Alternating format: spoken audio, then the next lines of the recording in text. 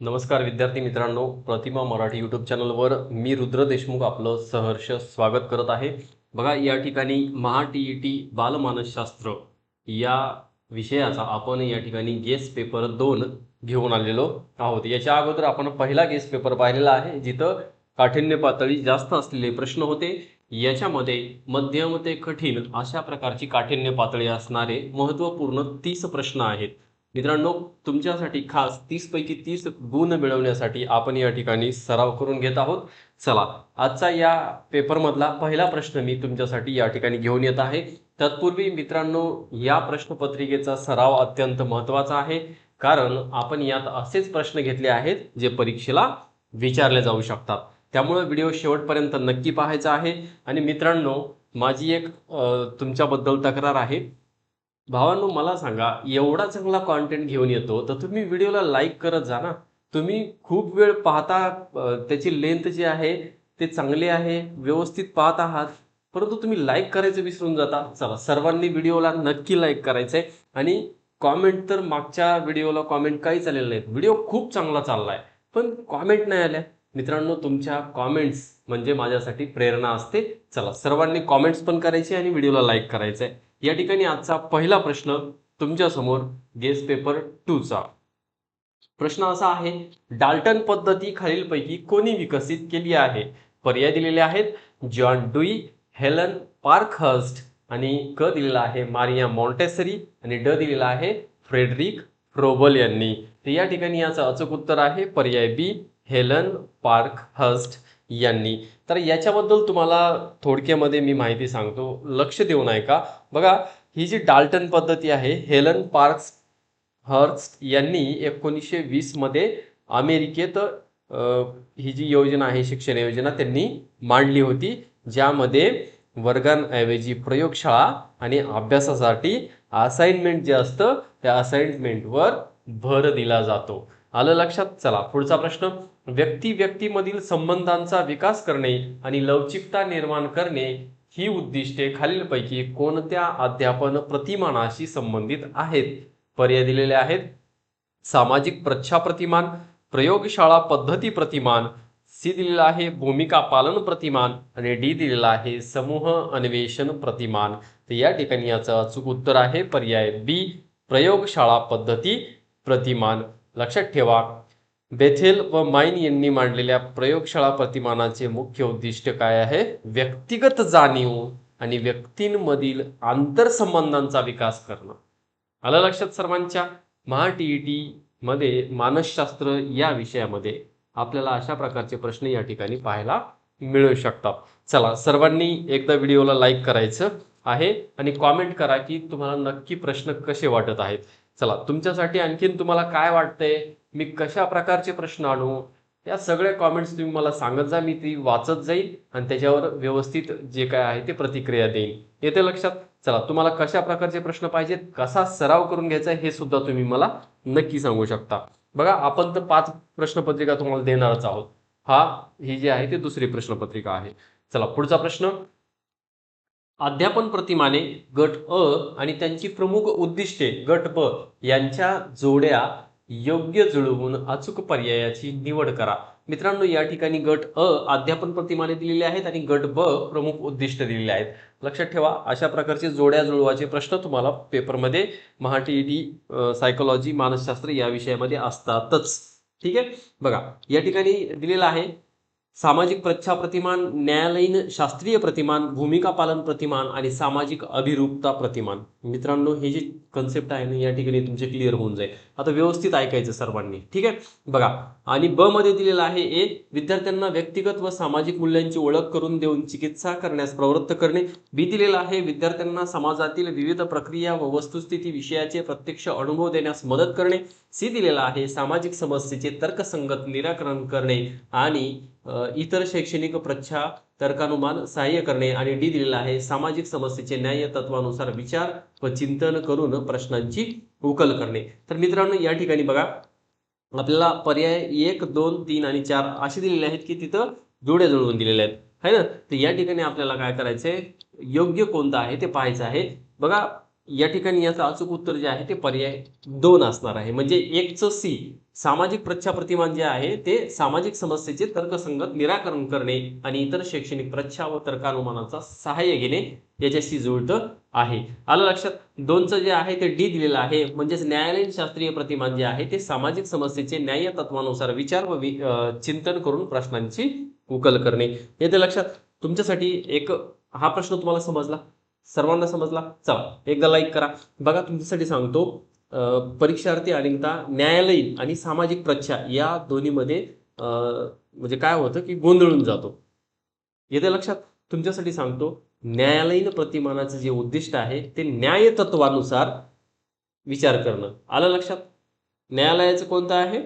न्याय तत्वानुसार विचार करणं. दिसतंय ना डी मध्ये बघा, न्याय तत्वानुसार विचार व चिंतन करून प्रश्नांची उकल करणं. आलं लक्षात. न्याय तत्व आणि न्यायालयीन प्रतिमान लक्षात ठेवा, जोडी लावा अशी. आणि सामाजिक प्रच्छा हे जे आहे हे तर्कसंगत निराकरण करतं. सी मध्ये दिलेलं आहे बघा, आहे का नाही. सामाजिक प्रच्छा प्रतिमान आहे ना, सामाजिक समस्येचे तर्कसंगत निराकरण करणे. ही हिंट तुम्ही लक्षात ठेवा, तुम्हाला ऑटोमॅटिक हा प्रश्न सुटून जाईल. चला पुढचा प्रश्न, मोठा प्रश्न आहे, टेन्शन घेऊ नका. बघा, ब्लूमच्या बोधात्मक क्षेत्रातील विविध पातळ्या व त्यांच्या वैशिष्ट्यांबाबत खालील विधानांचा विचार करा. मित्रांनो, विधान जे आहेत ते तुम्ही व्यवस्थित वाचून घ्या.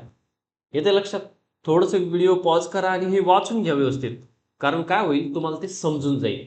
बघा, ए मध्ये काय, अ मध्ये सांगितलेलं आहे, आकलन या पातळीमध्ये माहिती संपादन करण्यावर अधिक भर असतो, तर ज्ञान या पातळीत विद्यार्थ्याला समजलेल्या गोष्टी स्वतःच्या शब्दांत स्पष्ट करता येतात.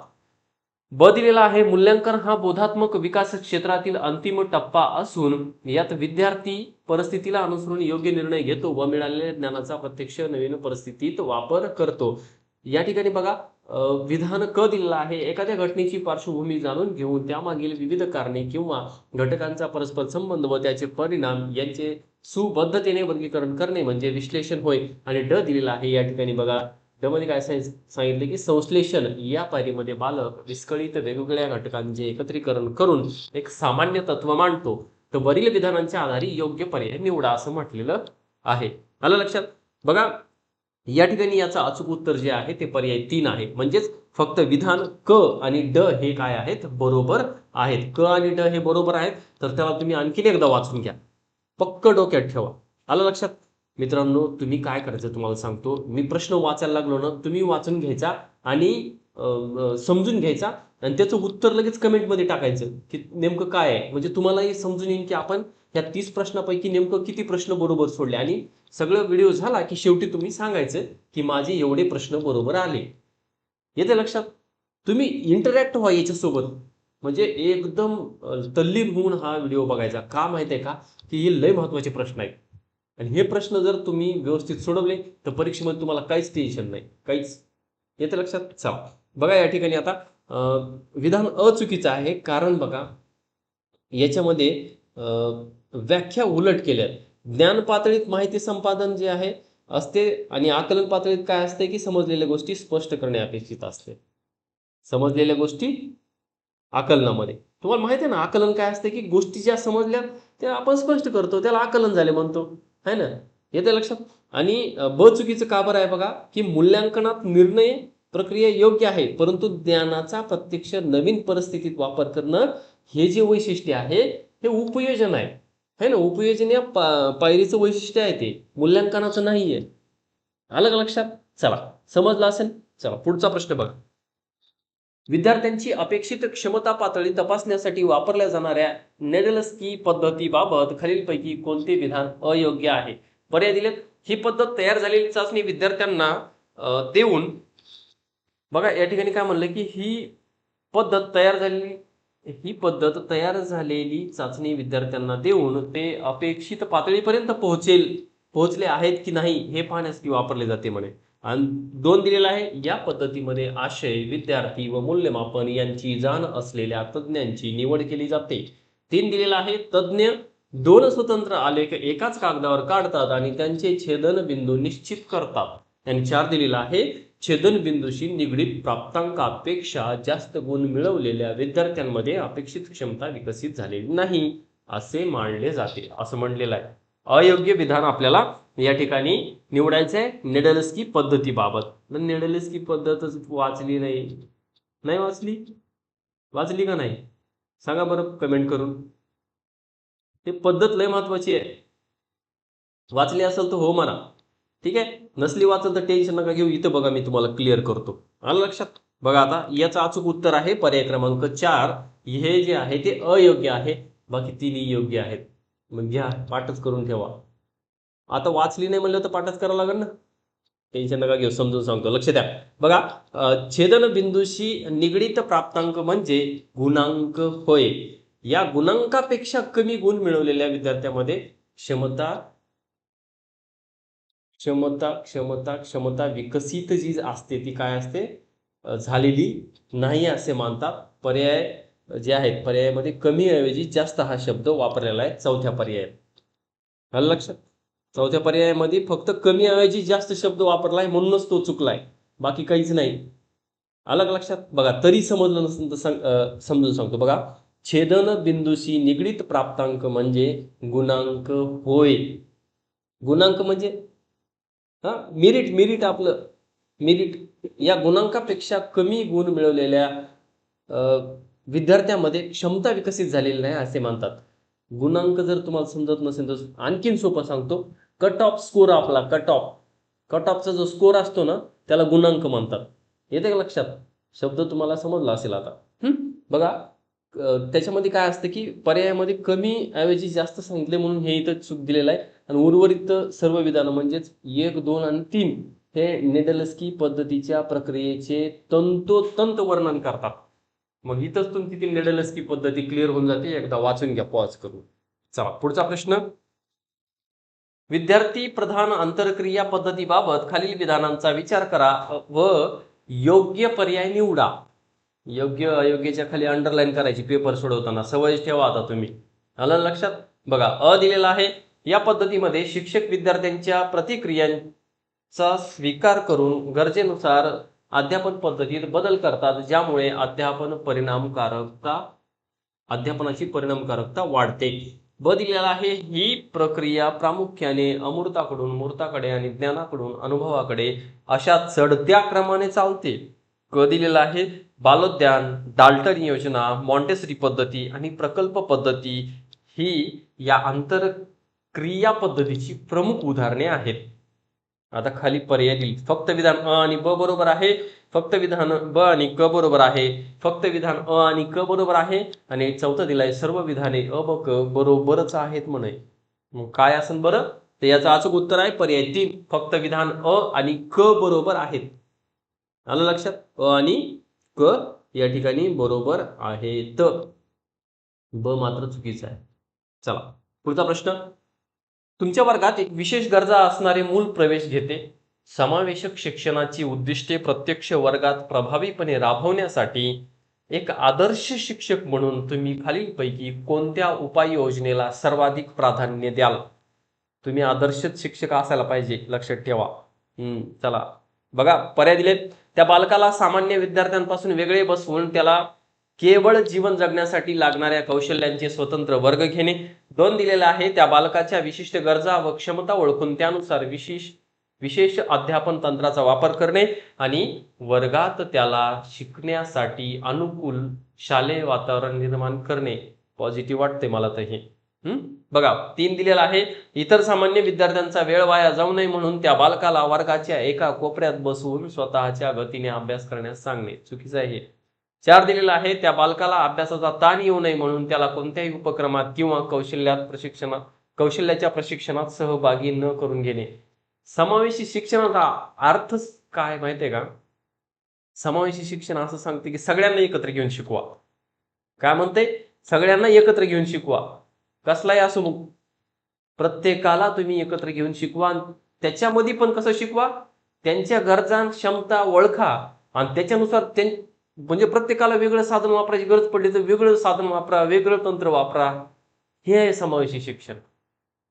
आलं का लक्षात? त्याच्यामुळे समजून घ्या. आणि इथं आपलं उत्तर आहे पर्याय क्रमांक 2. समजलं सगळ्यांना? चला सगळ्यांनी एकदा व्हिडिओला लाईक करायचं आहे. तुम्हाला समजत असेल ना तर लाईक करायला काय हरकत आहे बरं? आणि समजत आहे का ते कमेंट करूनही सांगा एकदा मला. तुमच्या कमेंट येणं गरजेचंच आहे. कमेंट आल्या तर मला पुढचा व्हिडिओ आणायला काहीतरी प्रेरणा मिळते. ठीक आहे, चला पुढचा प्रश्न. विशेष शिक्षण, एकात्मिक शिक्षण आणि समावेशक शिक्षण यांच्यातील तुलनात्मक वैशिष्ट्यांचा विचार करून खालीलपैकी कोणती विधाने असत्य आहेत ते ओळखा. बघा, लय मोठा ट्विस्ट आहे याच्यामध्ये. काय केलं यांनी, विशेष शिक्षण, एकात्मिक शिक्षण आणि समावेशक शिक्षण ह्या वेगवेगळ्या 3 कन्सेप्ट आहेत आणि या 3 कन्सेप्टची खिचडी इथं आणून ठेवली यांनी. आणि त्याच्यात शेवटी काय म्हणलंय की असत्य कोणतं आहे ते ओळखा. म्हणजे आपल्याला परिपूर्णच माहिती पाहिजे तिन्हीची. हा लक्षात. चला पर्याय बघा काय दिलेत. विधान अ दिलेलं आहे, विशेष शिक्षणात अभ्यासक्रम पूर्णपणे वेगळा आणि विशेष असतो, तर एकात्मिक शिक्षणात अभ्यासक्रम एकच असला तरी त्यात रिसोर्स रूम सारख्या पूरक व्यवस्था असतात. सॉरी. ब दिलेला आहे, एकात्मिक शिक्षण हे अपंग विद्यार्थ्यांना सर्वसामान्य विद्यार्थ्यांबरोबर शिक्षणाची समान संधी मिळवून देण्यावर भर देते, तर समावेशक शिक्षण हे सर्वसामान्य मुलांच्या शाळांतच अपंग मुलांना प्रवेश देऊन त्यांच्या गरजेनुसार संपूर्ण शालेय व्यवस्थेत बदल करते. काय वाटते बघा आता. ठीक आहे. आता पुढचं क दिलेलं आहे, सर्वसमावेशकता आणि सहभागाची संधी यांचा विचार केल्यास एकात्मिक शिक्षणात सहभागासाठी मर्यादित संधी असते, तर विशेष शिक्षणात सहभागासाठी अधिक संधी असते. संधी उपलब्ध असते म्हणा अधिक. बघा आता ड सांगितलंय, आर्थिक दृष्टिकोनातून विचार करता विशेष शिक्षण हे फारच खर्चिक असते, तर समावेशक शिक्षण हे कमी खर्चिक आणि सर्वसामान्यांना परवडण्यासारखे असते. पर्याय दिलेले आहेत, फक्त विधान अ आणि ब असत्य सांगायचं बरं का. लक्षात ठेवा. 2 दिलेला आहे फक्त विधान क, 3 दिलेला आहे फक्त विधान क आणि ड आणि 4 दिलेला आहे एकही विधान असत्य नाही. याचं अचूक उत्तर आहे पर्याय 2, फक्त विधान क असत्य आहे, बाकी सगळे सत्य आहेत. आलं लक्षात. चला का बरं चुकीचं आहे. आता बाकी सगळे सत्य आहेत म्हणल्यावर एकदा पॉज घेऊन तुम्ही वाचून काढा, पण क का असत्य आहे ते मी तुम्हाला सांगतो. ठीक आहे. बघा का बरं चुकीचं आहे की सहभाग हा या मुद्द्याचा जर विचार केला तर विशेष शिक्षणात सहभागासाठी सर्वात मर्यादित संधी असते. आलं लक्षात. कारण तिथं फक्त विशेष मुलंच असतात. विशेष शिक्षणामध्ये सगळे असतात का, नाही.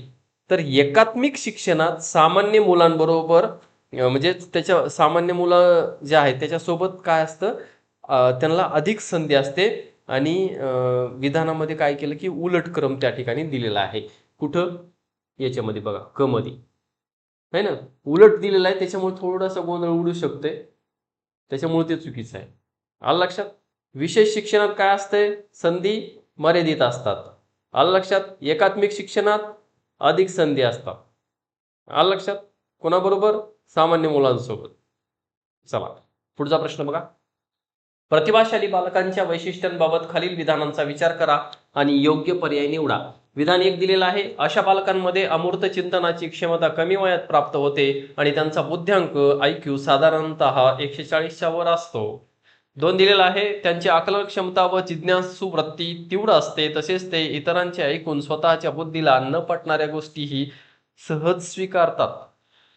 3 दिलेला आहे, त्यांच्यामध्ये वयाच्या मानाने भाषिक कौशल्य, आत्मविश्वास आणि विनोद बुद्धी सामान्य बालकांपेक्षा अधिक असते.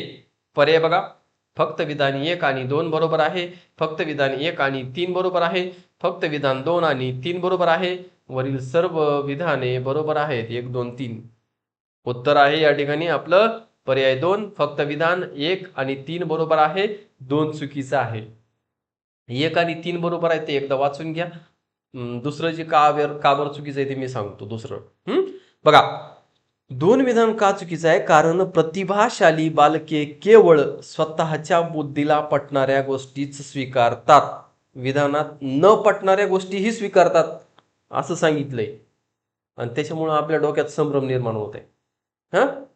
बदलताशा प्रकारे ते करतात पेपर सेट करणारे. कळलं का बरं चुकीचं आहे ते. चला एकदा लाईक करायचं आहे. पुढचा प्रश्न मोठा प्रश्न आहे, घाबरू नका. तुमच्या वर्गात रोहन नावाचा एक विद्यार्थी आहे, ज्याचे पालक रोजगारासाठी वारंवार स्थलांतर करतात. रोहनमध्ये भाषिक क्षमतांचा कमालीचा अभाव आहे.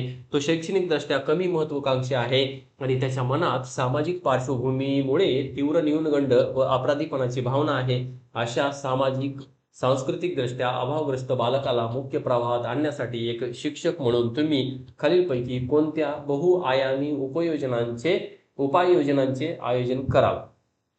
तृतीय, त्याच्या भाषिक क्षमतांचा विकास करण्यासाठी वर्गात त्याच्या बोलीभाषेचा व अनुभवांचा आदर करून त्याला सहभागाची संधी देणे आणि संवादात्मक गटकार्यांचे आयोजन करणे. कृती ब दिलेला आहे, त्याचा न्यूनगंड आणि उच्च निम्न जातीचा दुजाभाव दूर करण्यासाठी त्याला वर्गात केवळ विशेष सवलती देऊन इतर विद्यार्थ्यांपेक्षा वेगळे बसवणे जेणेकरून त्याला सुरक्षित वाटेल. क दिलेला आहे, त्याची शैक्षणिक महत्वाकांक्षा वाढण्यासाठी इतर हुशार विद्यार्थ्यांशी त्याची सतत तुलना करणे जेणेकरून त्याला स्पर्धा करण्याची प्रेरणा मिळेल. आणि ड दिलेला आहे, त्याच्या त्रुटींवरून त्याचे मूल्यमापन न करता त्याच्या लहान लहान प्रगतीचे कौतुक करून सातत्यपूर्ण सर्वंकष मूल्यमापनाद्वारे त्याचा आत्मविश्वास वाढवणे. आता योग्य पर्याय निवडा म्हणते. फक्त कृती अ आणि ब योग्य आहेत, फक्त कृती ब आणि क योग्य आहेत, फक्त कृती अ आणि ड योग्य आहेत आणि सर्व कृती योग्य आहेत. अ ब क ड. मित्रांनो, याच्यामध्ये बघा बरं तुम्ही काय काय तुम्हाला चुकीचं दिसते. अ मध्ये काय सांगितलंय? अ मध्ये योग्य सांगितलंय. ब मध्ये बघा बरं त्याचं काय सांगितलंय की वेगळं बसवणे म्हणते. वेगळं बसवणे म्हणजे संपलं, तिथं चुकलं ते. वेगळं बसवणं असं काही नसते, असली कन्सेप्टच नाहीये शिक्षणामध्ये. आलं का लक्षात? पुन्हा काय म्हणलंय की त्याची सतत तुलना करणे म्हणलंय क मध्ये. हा, विद्यार्थ्याची कधीच एकमेकांशी तुलना करायची नसते. आलं का लक्षात? नाही तुलना ते बरोबर दिसतंय, बरोबर आहे. नाही नाही बरोबर नाही आहे, ते तुलनाच करायची नसते. आज येते ना लक्षात? चला या ठिकाणी बघा, आपलं उत्तर जे आहे ते आहे फक्त अ आणि ड योग्य आहेत, म्हणजे ब आणि क अयोग्य आहेत. का बरं अयोग्य आहेत तुम्हाला सांगितलं मी. हा, तुलनाच करायची नसते कधीच, आणि कधीच एखाद्या विद्यार्थ्याला असं वेगळं बसवायचं नसतं. आलं का लक्षात? हे समावेशी शिक्षण वगैरे ह्या जे कन्सेप्ट आहेत ते याच्यासाठीच आणलेले आहेत. ठीक आहे, पुढचा प्रश्न. वर्ग अध्यापन करत असताना विद्यार्थ्यांवर चांगल्या सवयींचे संस्कार करणे आणि आदर्श वातावरण निर्मिती करणे या दृष्टीने शिक्षकाच्या व्यक्तिमत्वाच्या वैशिष्ट्यांबाबत खालीलपैकी कोणते विधान सर्वात अचूक व मानसशास्त्रीय दृष्ट्या योग्य आहे? मित्रांनो, थोडेसे मोठे मोठे प्रश्न मुद्दाम घेतलेले आहेत, कारण अशा प्रकारचे 2-4 प्रश्न तुम्हाला तिथं हमखास दिसतील, है ना. महा टीईटी सायकोलॉजी मानसशास्त्र हा विषय असा आहे की तिथं मोठमोठे प्रश्न असतात. 4-5 प्रश्न असे तुम्हाला तिथं ते टाकतातच. येते ना लक्षात? त्याच्यामुळे आपण सराव करून घेत आहोत. शेवटचा जो आपला गेस पेपर असेल ते सर्वसमावेशक असेल, जसा म्हणजे ॲक्युरेट जसा पेपर येतो ना परीक्षेमध्ये तशा टाईपमध्ये. आलं का लक्षात? चला, सर्वांनी आपल्या चॅनलला सबस्क्राईब करून ठेवायचंय, कारण तुम्हाला इथं एक नंबरच कॉन्टेंट मिळतंय. ठीक आहे, चला या ठिकाणी बघा पर्याय दिलेले आहेत. शिक्षकाने विद्यार्थ्यांसमोर फक्त अभ्यासाविषयी चर्चा करावी, त्याचे स्वतःचे राहणीमान, वेशभूषा किंवा वैयक्तिक सवयी यांचा विद्यार्थ्याच्या वर्तनावर कोणताही परिणाम होत नाही असं म्हणलेलं आहे. 2 दिलेलं आहे. शाळेत प्रत्येक मूल शिक्षकाचे अनुकरण करत असल्यामुळे शिक्षकाची वागणे नेहमी व्यवस्थित, निर्व्यसनी आणि त्याचे व्यक्तिमत्व भावनिकदृष्ट्या स्थिर व संतुलित असणं अत्यंत गरजेचं आहे. हेच आपलं उत्तर आहे, बाकीचं वाचायचंच नाही. ठीक आहे, तुम्हाला माहिती आहे ना. चला पुढचा प्रश्न. सुमित हा तुमच्या वर्गातील एक विद्यार्थी आहे. तो वेगवेगळ्या प्रसंगात आणि बदलत्या शालेय परिस्थितीनुसार आपल्या आवडीनिवडी, मूल्य, प्रेरणा आणि भावनिक प्रक्रियांमध्ये योग्य बदल घडवून आणतो आणि सर्वांशी उत्तम प्रकारे जुळवून घेतो. ऑलपोर्ट आणि नॉर्मन मन यांच्या व्यक्तिमत्वाच्या सिद्धांताचा विचार करता एक शिक्षक म्हणून तुम्ही सुमितच्या या वर्तनाचे मानसशास्त्रीय विश्लेषण कसे कराल? याचं अचूक उत्तर आहे पर्याय क्रमांक 3. सुमितचे व्यक्तिमत्व हे त्याच्या अंतस्थ मानस भौतिक यंत्रणेचे एक गतिशील संघटन असून तो बदलत्या परिस्थितीशी यशस्वीपणे समायोजन साधत आहे. आलं लक्षात? मित्रांनो, पर्याय तुम्ही वाचून घ्या. ठीक आहे, पुढचा प्रश्न बघा. खालील विधान अ आणि कारण आर वाचा आणि दिलेल्या पर्यायातून योग्य उत्तराची निवड करा. या ठिकाणी बघा विधान अ दिलेला आहे. एकाच वर्गात शिकणाऱ्या आणि सारख्याच बौद्धिक पातळी असलेल्या 2 जुळ्या भावांच्या व्यक्तिमत्वात लक्षणीय फरक असू शकतो. कारण आर दिलेला आहे.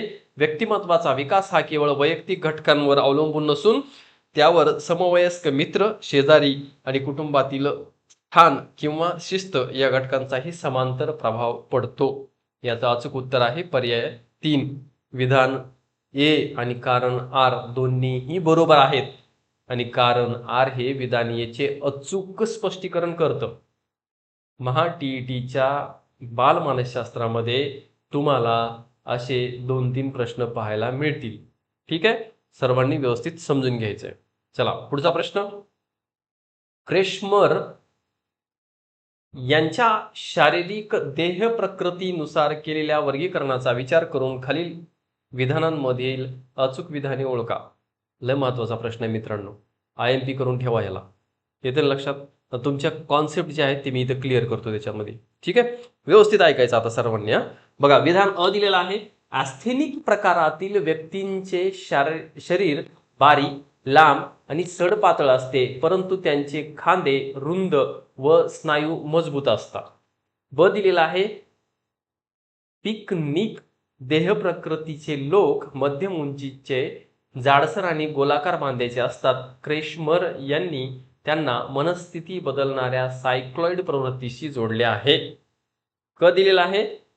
ॲथलेटिक प्रकारात मोडणाऱ्या व्यक्ती सुडौल बांध्याच्या आणि मजबूत स्नायूंच्या असतात, ज्यांना क्रेशमरने संतुलित व महत्वाकांक्षी मानले आहे. विधान ड दिलेला आहे. डिस्प्लास्टिक प्रकारात कोणत्याही विशिष्ट प्रकारात न बसणारे असामान्य किंवा संप्रेरकांच्या असंतुलनामुळे विसंगत शारीरिक वैशिष्ट्ये असणारे लोक येतात. लय महत्वाचा प्रश्न आहे. पर्याय एक दिलेला आहे. सर्व विधाने अ ब क ड बरोबर आहेत. फक्त विधाने अ आणि ब बरोबर आहेत. फक्त विधाने ब क आणि ड बरोबर आहेत. चौथा दिलेला आहे. फक्त विधाने अ क ड बरोबर आहेत. या ठिकाणी याचं अचूक उत्तर आहे पर्याय क्रमांक 3. फक्त विधाने ब क ड बरोबर आहेत. ब क ड बरोबर आहेत, अ चुकीचा आहे. आलं लक्षात. मग आता ब क ड बरोबर आहे ते एकदा वाचून घ्या, समजून घ्या. मग क का चुकीचं आहे मी सांगतो तुम्हाला. सॉरी, अ का चुकीचं आहे ते मी सांगतो. आलं लक्षात. बघा, अ विधान चुकीचं आहे कारण ॲस्थेनिक व्यक्तींचे शरीर बारीक व सडपातळ असते आणि छाती जी आहे ती सपाट असते. विधानामध्ये जोडून दिलेलं वैशिष्ट्य जे आहे ते रुंद खांदे व मजबूत स्नायू हे प्रत्यक्षात ॲथलेटिक या प्रकारचे आहेत. अशा जे काही संमिश्र विधानं जे दिलेले आहेत त्याच्यामुळं काय होतं की आपला गोंधळ उडतो. आहे ना, समजलं. चला पुढचा प्रश्न. तुमच्या वर्गातील अमित या विद्यार्थ्याला परीक्षेमध्ये एका कठीण प्रश्नाचे उत्तर आठवत नाही. त्याच्या बाकाजवळच असलेल्या हुशार विद्यार्थ्याची उत्तरपत्रिका त्याला स्पष्ट दिसत आहे. या प्रसंगात अमितच्या मनात चाललेल्या संघर्षाबाबत फ्रॉइडच्या उपपत्तीनुसार खालीलपैकी कोणते विश्लेषण सर्वात अचूक ठरेल? मित्रांनो, हा जो प्रश्न आहे ना, एकच प्रश्न तुमच्या 4 प्रश्न म्हणजे 4 गुणांची तयारी करून देईल. चॅलेंज देतो मी तुम्हाला, चॅलेंज. चला सर्वांनी एकदा लाईक करायचे. लय महत्वाचा प्रश्न आहे. याला VIMP करा. Very very very important. ठीक आहे, बघा पर्याय काय दिलेत. जर अमितनं कोणत्याही परिणामाचा विचार न करता त्वरित गुणांच्या मोहापायी थेट कॉपी केली तर त्याच्या व्यक्तिमत्वातील परमअहम जो म्हणतो तो पराहम हा घटक पूर्णपणे प्रभावी ठरला असे म्हणता येईल. 2 दिलेला आहे. जर अमितने कॉपी करणे पाप आहे, ते अनैतिक आहे असा विचार करून कॉपी करण्याचा विचार पूर्णपणे सोडून दिला तर त्याच्या वर्तनावर इदम जे असतं इदमचा प्रभाव होता असे सिद्ध होते. 3 दिलेला आहे. जर अमितच्या मनात कॉपी करून त्वरित गुण मिळविण्याची तीव्र इच्छा झाली, परंतु पकडले जाण्याची भीती आणि बाह्य परिस्थितीचा विचार करून त्याच्या अहमने त्याला कॉपी करण्यापासून रोखले आणि स्वतःच्या बुद्धीने उत्तर लिहिण्यास प्रवृत्त केले, तर तो वास्तवतेच्या तत्वानुसार वागला. आणि 4 दिलेला आहे. अमितच्या मनातील हा संपूर्ण संघर्ष केवळ त्याच्या उपजत प्रेरणांमुळे झाला असून त्याचा सामाजिक नियम किंवा नैतिकतेशी कोणताही संबंध नाही. आता लक्षात ठेवा, इथं अहम, परम अहम हे जे आहे आणि इदम ह्या ज्या गोष्टी आहेत तर याच्याबद्दल हे सांगितलेलं आहे. त्या कन्सेप्ट तुम्हाला क्लिअर असतील तर हे अगदी तुम्हाला सहज सोपं जाईल. या ठिकाणी याचं उत्तर आहे पर्याय 3. आता बघा, सरळ तुम्हाला हे समजून सांगतो, लक्षात घ्या. अहम हा व्यक्तिमत्वाचा जाणीवेतील भाग असून तो वास्तवतेच्या तत्वानुसार कार्य करतो. लक्षात आलं.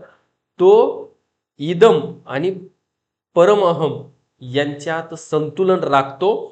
अमितने पकडले जाण्याचा जो धोका ओळखला तो ओळखून स्वतःवर नियंत्रण ठेवणे हे अहमचे अचूक उदाहरण आहे.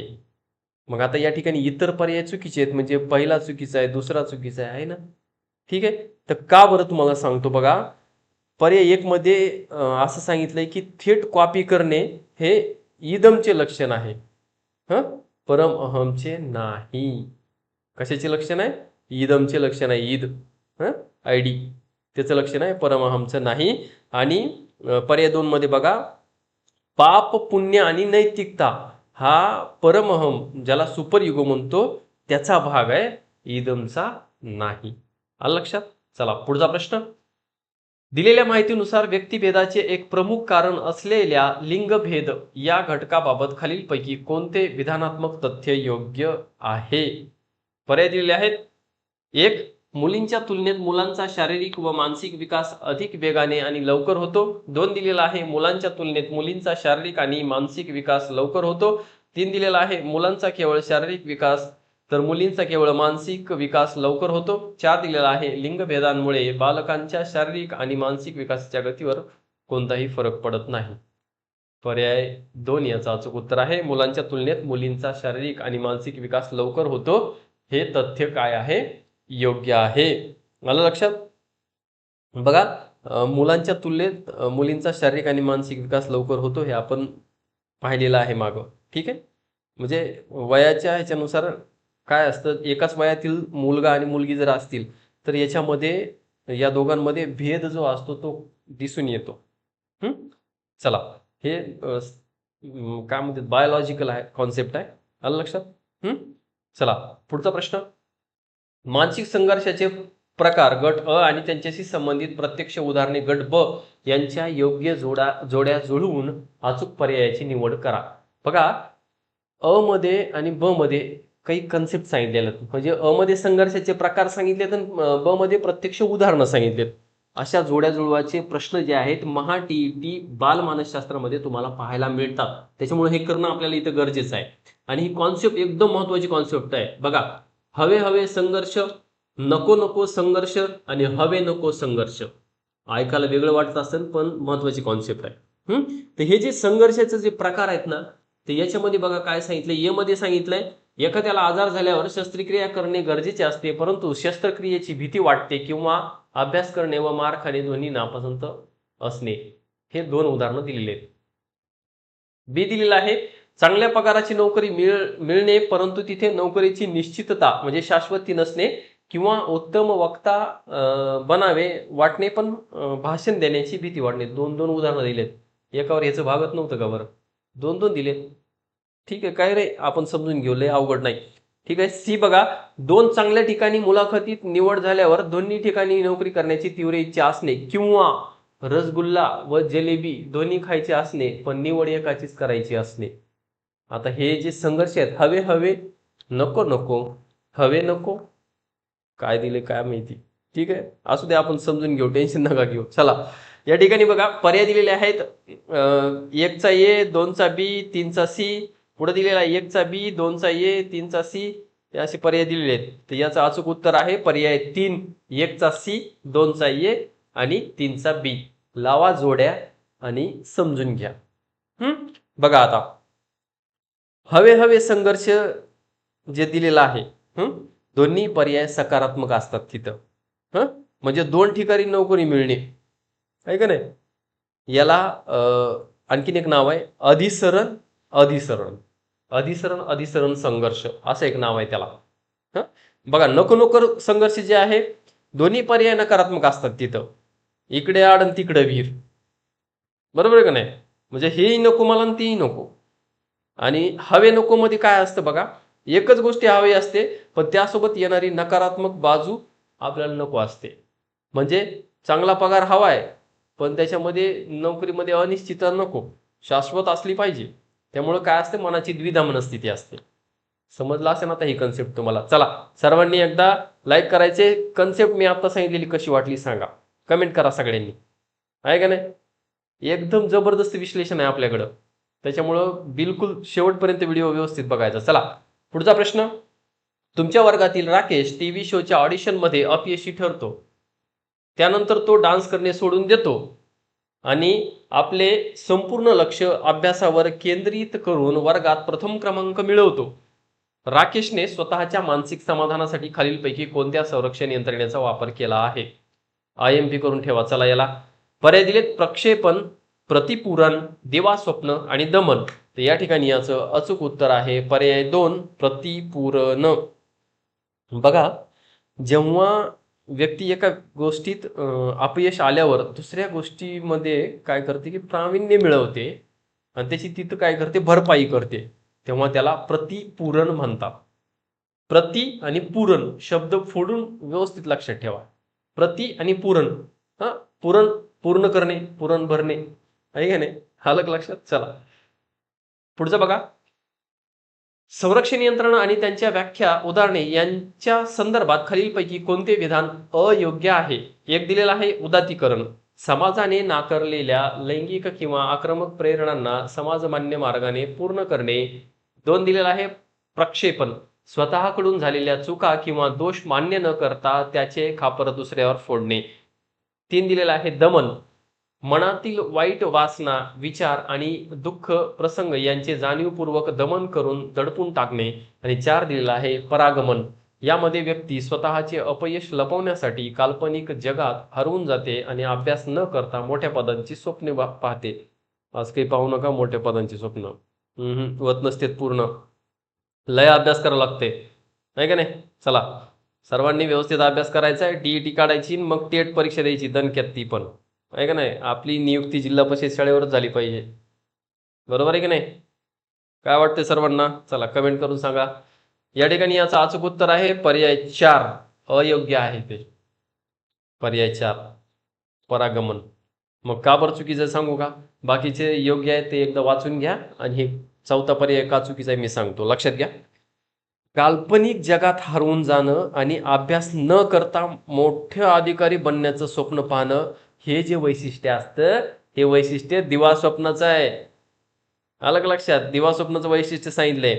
आणि बघा, परागमन म्हणजे काय असतं की व्यक्तीने भूतकाळातील चांगल्या व सुखद अनुभवांचा उजाळा त्या ठिकाणी दिला की त्याला परागमन म्हणायचं.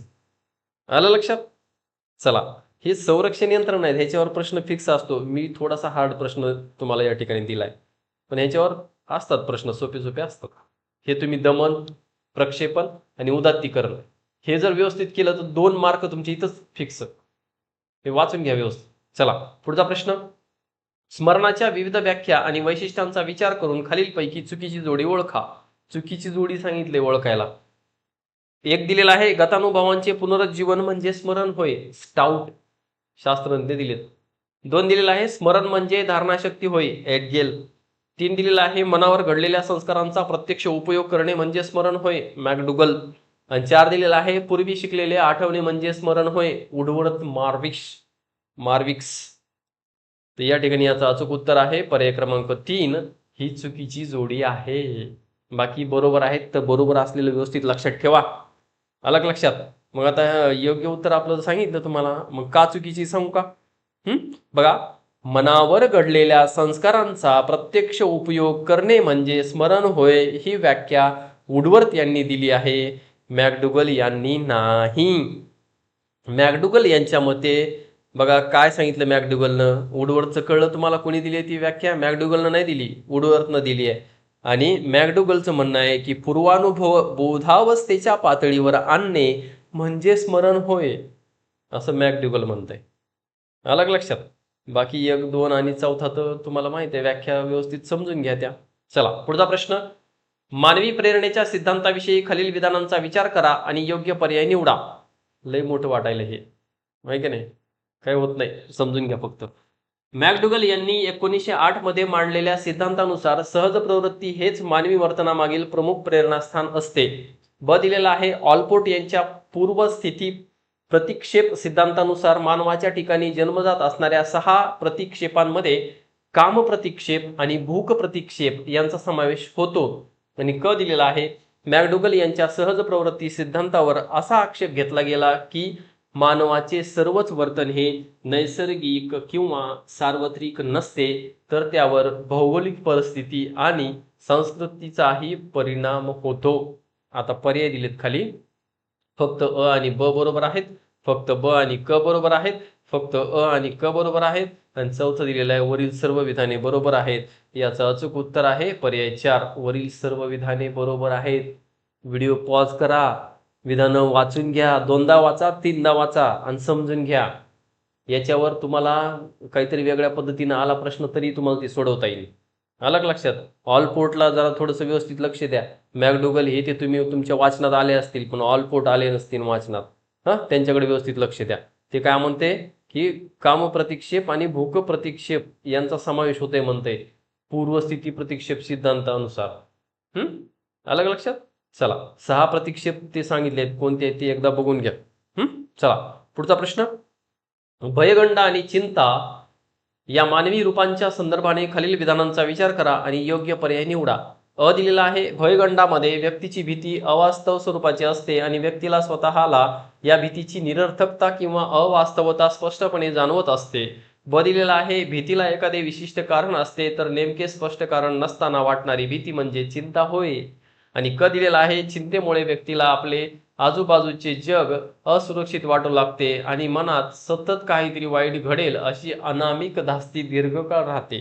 हे सगळी मनाच्या अवस्था आहेत आणि मनाच्या अवस्थेवरही प्रश्न विचारलाय.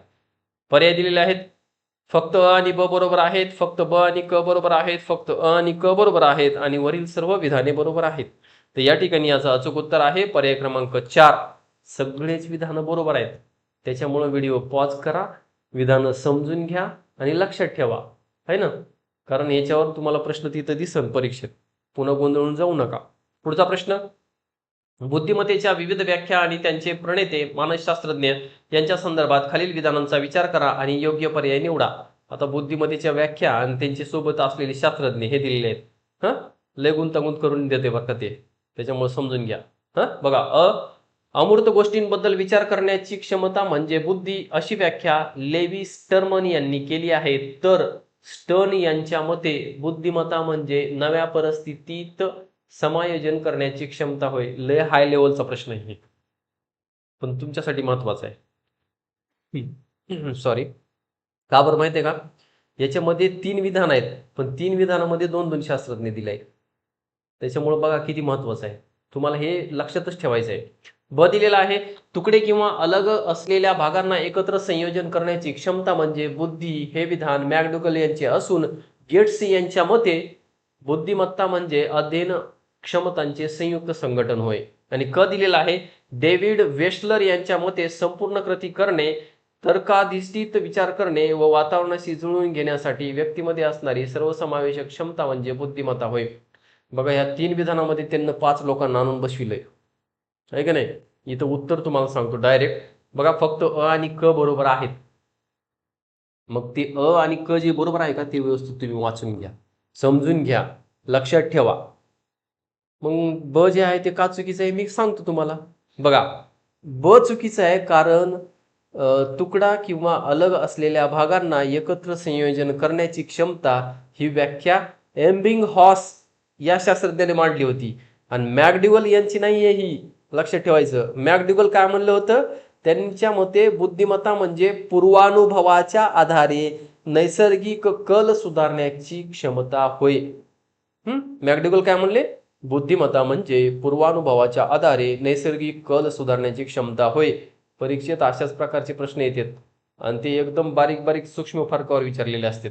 मग तिथंच आपला डायरेक्ट कार्यक्रम होतोय. आपला व्हिडिओ पाहिल्यावर होणार नाही, टेन्शन नका घेऊ. चला पुढचा प्रश्न.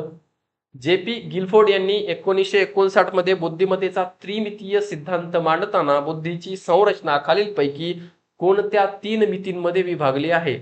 पर्याय दिलेले आहेत. 1, आशय, क्रिया आणि निर्मिती.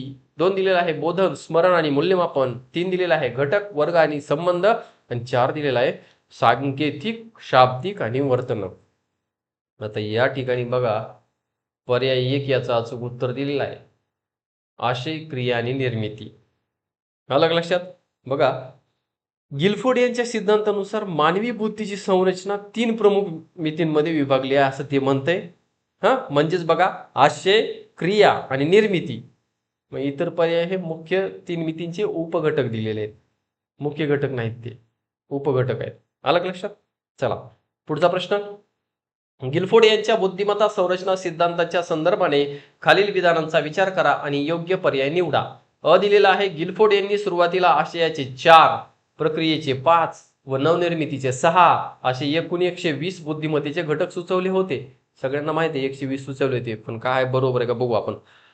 दिलेला आहे, संशोधनानंतर 120 घटकांवरून 150 घटक सुचवण्यात आले, ज्यामध्ये व्यक्तीच्या सर्व मानसिक क्रियांचा समावेश होतो. दिलेला आहे, गिलफोर्ड यांनी या घटकांव्यतिरिक्त सर्जनशीलता हा बुद्धीचा एक अमूल्य आणि स्वतंत्र मानसिक घटक असल्याचे सांगितले.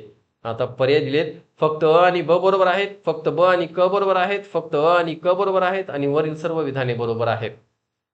या ठिकाणी याचा अचूक उत्तर आहे पर्याय 4, वरील सर्व विधाने बरोबर आहेत. मित्रांनो, हे सर्व विधाने जे आहेत ना व्यवस्थित वाचून घ्या, व्हिडिओ पॉज करा, समजून घ्या. इथं कन्सेप्ट तुमची क्लिअर होऊन जाईल. चला पुढचा प्रश्न. DSM या मानसिक विकृतीचे निकष ठरवणाऱ्या पुस्तिकेची निर्मिती कोणत्या संस्थेने केली? लय अवघड प्रश्न आहे बा. 100% येणार आहे हा प्रश्न, लिहून ठेवा, येणारच आहे हा. जागतिक आरोग्य संघटना, अमेरिकन सायकॅट्रिक असोसिएशन, युनिसेफ आणि डी दिलेला इंडियन सायकियाट्रिक सोसायटी. या ठिकाणी याचा अचूक उत्तर आहे अमेरिकन सायकॅट्रिक असोसिएशन, त्याला APA म्हणतात, APA. ते DSM काय आहे सांगू का? DSM तुम्हाला वाटलं असेल DSM म्हणजे काय, तर diagnostic and statistical manual of mental disorders, ही एक आहे मानसिक विकृती आहे. आलं लक्षात? DSM. चला पुढचा प्रश्न. जागतिक पातळीवर आरोग्याचा दर्जा आणि रोगांचे प्रमाण व प्रादुर्भाव यांचा मापदंड ठेवणारी प्रणाली कोणती? लय महत्वाचा प्रश्न आहे, लय म्हणजे लय. DSM, APA, ICD आणि युनिसेफ. आता काय म्हणलं की काय नाही, आता DSM सांगितलं म्हणून ठीक आहे, APA पण सांगितलं आताच मी. बघा हे असं असतं, एकावर एक आधारित प्रश्न असतात. APA सांगितलंय अमेरिकन सायकॅट्रिक असोसिएशन आणि DSM सांगितलंय diagnostic and statistical manual of mental disorder, आहे का नाही? मग आता हे ICD आणि युनिसेफच बाकी आहे. चला याचं अचूक उत्तर आहे पर्याय C, ICD. काय आहे? ICD. चला पुढचा प्रश्न. इयत्ता 8वी मध्ये शिकणारा सुमित गेल्या काही दिवसांपासून वर्गात खूप शांत आणि सुस्त दिसतो. शिक्षकांनी निरीक्षण केले असता त्याला कोणत्याही उपक्रमात किंवा खेळात उत्साह नसतो. तो नेहमी स्वतःलाच अभ्यासातील अपयशासाठी दोषी ठरवतो आणि त्याचे वजनातही अचानक बदल झाल्याचे जाणवते. मानसशास्त्रीय दृष्टिकोनातून सुमित खालीलपैकी कोणत्या समस्येचा किंवा मानसिक अवस्थेचा सामना करत असण्याची दाट शक्यता आहे? बघा पर्याय दिलेत, अवधान विलोपन, अतिचंचलता विकृती आणि B दिलेला आहे अवसाद आणि C दिलेला आहे अध्ययन अक्षमता आणि D दिलेला आहे वर्तणूक विकृती. लय अवघड शब्द दिसायलेत बा. बघा या ठिकाणी याचं अचूक उत्तर आहे B, अवसाद. सांगू का हे अवसाद म्हणजे काय असतं सांगू का? पुन्हा माणसानं सांगितल्यावर की काय बाबा हे एवढं सोपं असतंय का? सांगू का? अवसाद म्हणजे डिप्रेशन. त्या डिप्रेशन मध्ये आल्यावर असं होते, वरती जी दिसायला ना त्यांनी सांगितलेल्या एवढ्या मोठ्या गोष्टी, तर ते अवसाद म्हणजे डिप्रेशन. कामामध्ये उत्साह नसणं, स्वतःला अयोग्य किंवा दोषी ठरवणं, अचानक वजनामध्ये कमी जास्त होणं, आपल्या शरीरात वजन कमी जास्त वाढ होणं, हे सर्व काय आहेत? हे डिप्रेशनची लक्षणं आहेत. अवसाद, अवसाद. सुमितच्या वर्तनामध्ये हेच लक्षणं दिसून आलेत, त्याच्यामुळे अवसाद हे उत्तर आहे या ठिकाणी. आलं का लक्षात? चला पुढचा प्रश्न. एका शाळेतील समुपदेशाकडे एक विद्यार्थी आणला जातो. वर्गात शांत वातावरण असतानाही त्याला कोणीतरी आपल्याशी बोलत असल्याचा भास होतो आणि कोणीतरी माझा घात करणार आहे अशी भीती त्याला सतत सतावत असते. मानसशास्त्रीय दृष्टिकोनातून DSM-5 नुसार ही लक्षणे सिझोफ्रेनियाच्या कोणत्या प्रकाराच्या लक्षणांमध्ये मोडतात? बघा आता इथे एक लक्षात ठेवा, हे सगळं वरचं काय आहे? हे सिझोफ्रेनिया नावाचा आजार आहे. आलं लक्षात?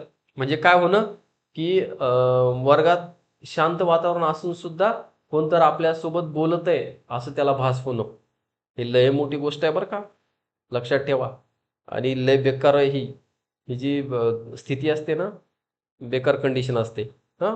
हे जे आहे ना आपल्याला का महत्वाचं आहे, आपल्याला आपण मानसशास्त्र शिकणंच का गरजेचं आहे की मुलांचं आपल्याला त्याच्या दिमागात काय चालू आहे हे कळलंच पाहिजे शिकवत असताना. त्याच्यामुळे ही लय महत्त्वाची गोष्ट आहे. चला सगळ्यांनी एकदा व्हिडिओला लाईक करायचे. एवढे जबरदस्त कॉन्टेंट तुम्हाला कुठंच भेटला नसेल यूट्यूबवर, कुठंच नाही. असा महत्त्वाचा कॉन्टेंट मी घेऊन आलेलो आहे. सर्वांनी लाईक करायचंय आणि प्रश्न कसे वाटले सांगायचे. आता शेवटी एकच प्रश्न आहे आपला याच्यामध्ये. चला, ऋणात्मक लक्षणे, धनात्मक लक्षणे, विसंगत भावना आणि भावनिक अभिव्यक्तीचा अभाव. तर या ठिकाणी याचं अचूक उत्तर आहे पर्याय बी, धनात्मक लक्षणे. आलं लक्षात या ठिकाणी. चला शेवटचा प्रश्न. रमेशच्या घरात सतत आर्थिक तणाव असतो आणि त्याच्या आई वडिलांचे आपापसातील संबंधही व्यवस्थित नाहीत. त्यामुळे रमेश सतत मानसिक ताणाखाली राहतो, ज्याचा नकारात्मक परिणाम होऊन तो शाळेतील नवीन वातावरणाशी व मित्रांशी स्वतःला जुळवून घेऊ शकत नाही. बालमानसशास्त्राच्या दृष्टीने रमेशची ही अवस्था खालीलपैकी कोणत्या संकल्पनेचे उदाहरण आहे? पर्याय दिलेले आहेत: सुसमायोजन, विषम समायोजन, अध्ययन अक्षमता, अवधान विलोपन. या ठिकाणी याचं अचूक उत्तर आहे पर्याय क्रमांक बी, विषम समायोजन. मित्रांनो, हे जे प्रश्न आहेत ना, TET मानसशास्त्र या विषयामध्ये तुम्हाला असेच प्रश्न पाहायला मिळू शकतात. त्याच्यामुळं तुम्ही काय करायचंय, आपल्या या जे 2 पेपर भेटलेले आहेत तुम्हाला आता, हा दुसरा होता, 2 पेपर पुन्हा पुन्हा पहा, 2दा पहा, 3दा पहा, 4 वेळेस पहा, 5 वेळेस पहा, पण तुमच्या सगळ्या कन्सेप्ट इथं क्लिअरच होऊन जातील. मी आहे ना भर वाचूनही सांगू शकलो असतो तुम्हाला आणि नेमकं कोणतं उत्तर आहे तेवढंही सांगून पुढे जाऊ शकलो असतो. पण मी याचं विश्लेषण का केलंय, कारण राहिल्या सायल्या तुमच्या सगळ्यात कन्सेप्ट ज्या आहेत त्या इथं क्लिअर झाल्या पाहिजेत. हा माझा याच्या मागचा उद्देश आहे. चला सर्वांनी एकदा व्हिडिओला लाईक करायचंय. अजूनही आपल्या प्रतिमा मराठी युट्यूब चॅनलला सबस्क्राईब केलं नसेल तर सर्वांनी एकदा आपल्या चॅनलला सबस्क्राईब करायचंय, कारण इथं असाच जबरदस्त कॉन्टेंट मिळतो जो कुठंच मिळत नाही, तो इथंच मिळतो. आलं लक्षात. चला सर्वांनी अभ्यास करत राहायचंय, स्वतःवर आत्मविश्वास ठेवा. आपण TET 100% पास होणार आहेत, ते पण दणक्यात. असं 80, 82, 85, 92 असे मार्क नाही, डायरेक्ट 105 ते 110 मार्क आपण घेणार आहेत. आलं लक्षात. आणि त्याच्यासाठी मानसशास्त्राची आपल्याला अत्यंत गरज असते. थांबू या ठिकाणी, भेटू असंच 3ऱ्या आपल्या गेस्ट पेपरमध्ये. धन्यवाद.